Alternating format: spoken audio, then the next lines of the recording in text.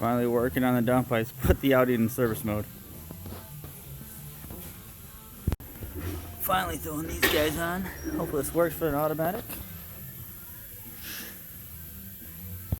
We gotta take the manual one off again and put the new ones on. Wow, that was the biggest bitch in the world.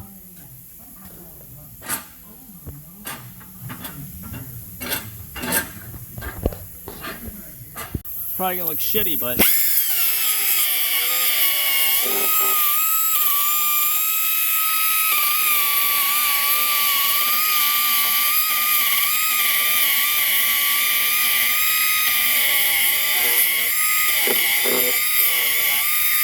alright, I can't do it with one hand.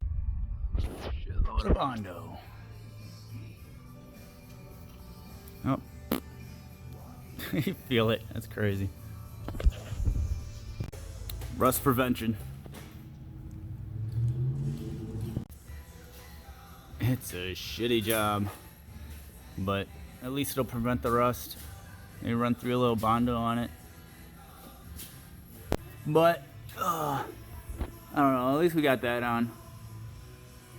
Just gotta, we just need to get these bolts in, right?